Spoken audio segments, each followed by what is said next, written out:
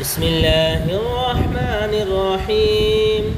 هل أتاك حديث الغاشية؟ وجوه يومئذ خاشعة عاملة ناصبة تصلى نارا حامية تسقى من عين آنية ليس لهم طعام إلا من ضريع لا يسمن ولا يغني من جوع.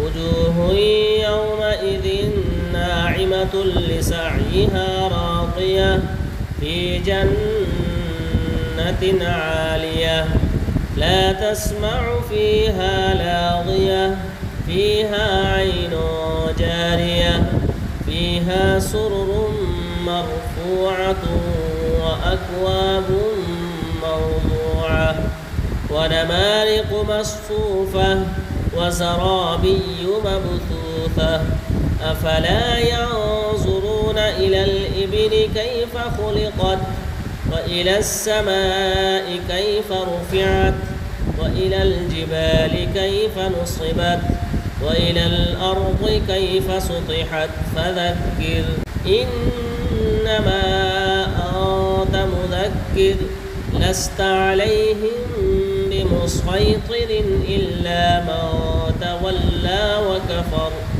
فيعذبه الله العذاب الأكبر إن إلينا إيابهم